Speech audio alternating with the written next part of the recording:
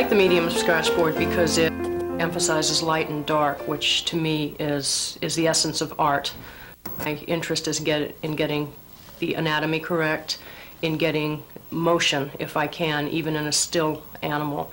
When I started drawing back as a 3 or 4-year-old, I think I started drawing more because I liked animals than because I liked drawing. And I just had this great desire to have these animals on my page.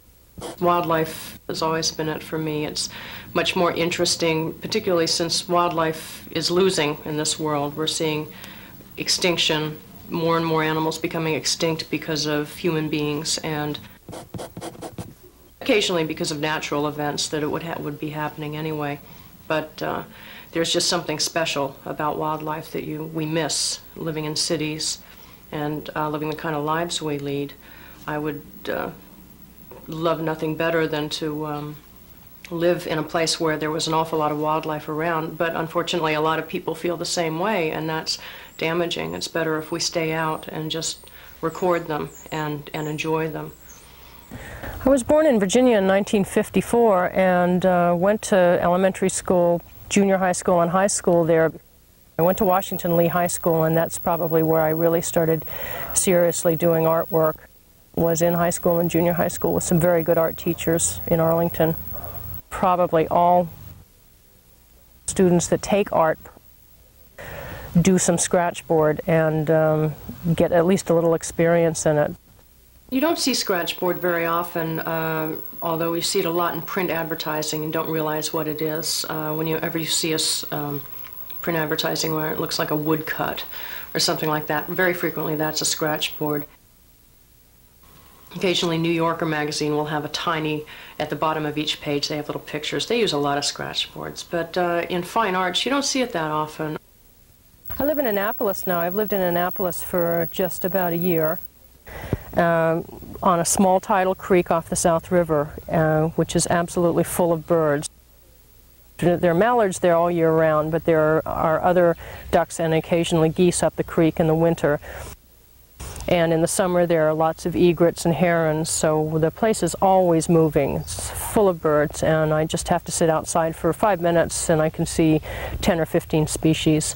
In addition, I have bird feeders, and that brings out a lot of birds.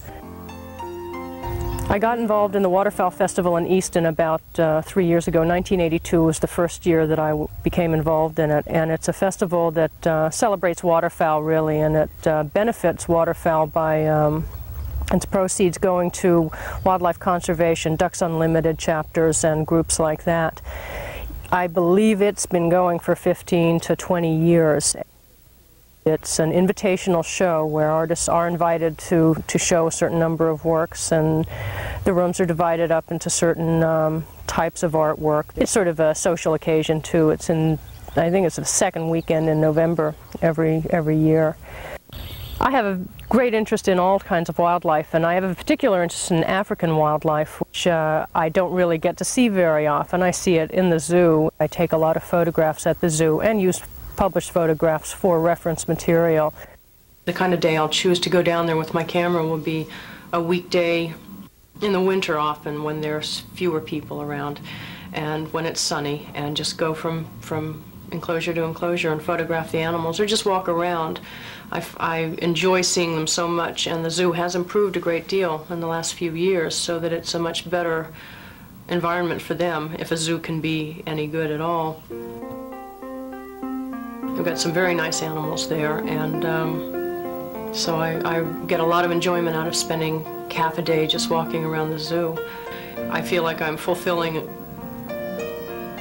a work-related part of my life, so that it's not frivolous, wasted time, but I also find it relaxing. And sometimes I don't use the camera at all. I just walk around and look, and sometimes I take my binoculars. You see a lot of birds there, even wild, that you don't see in the rest of the city, because they're attracted to the feeding areas for the other birds, and because it's a nice wild area down at Rock Creek Park. I enjoy doing Scratchboards of animals that are white when I'm doing the black Scratchboards. So they certainly lend themselves to a black background. I've done a few polar bears. I find polar bears to be one of the most interesting animals because they're truly wild. They're not like any other bear that people run into. They're not afraid of people. We are simply another prey species to them, and I find that interesting, and I think that they're just beautiful animals. They're completely wild. There's nothing, they don't run away from people the way other wildlife do. They just don't think of us as being threatening at all. We are simply another interesting thing for them to investigate. I also have a picture called Longleaf Pines. It's a large scratchboard with deer in it. I first of all set myself out to meet the challenge of trying to do a larger picture. Scratchboard only comes in a certain size, and I doubled the sheet, taped it together, did the picture, and had to work out a way of joining them so that you could not see the join. And I'm pretty satisfied with the result. Plus I enjoyed doing an entire landscape instead of just a vignette as I used to do. Probably the most important thing in art is light and dark, getting light correct, values, and if you're working in color, getting the colors right under sunlight and under darkness. That's what makes it look like a sculpture and brings out the three-dimensionality. The nice thing about Scratchboard, again, is you get the high contrast, so you can exploit that as far as you want. I find Scratchboards easier to do than pen and inks because they're smoother. Pen and ink, technically, you're sort of fighting the paper in a way, and the instruments are a little more difficult to use. Sometimes a good technical pen clogs frequently.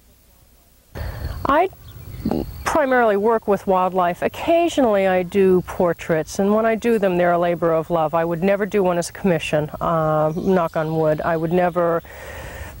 I'm not interested in doing them unless it's a subject that really interests me. I did this portrait of Wynton Marsalis, who's a jazz musician, just for fun.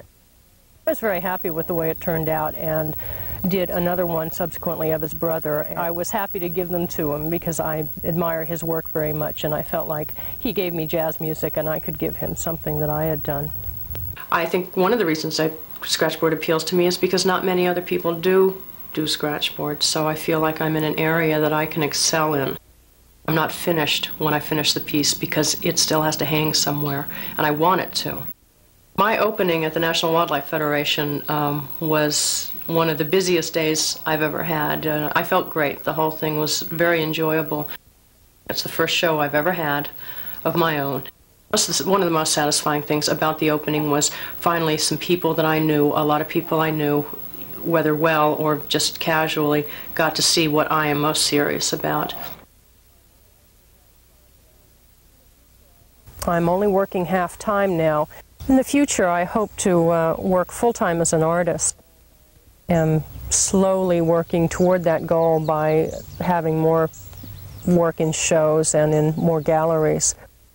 My best days doing artwork are when I have the whole day and evening ahead of me, where I can just sit down and have no other plans, nothing to do except sit down, do my artwork, and finish whenever I want, and not have to clean up and not have to go out. It's just listening to music and doing my scratchboards.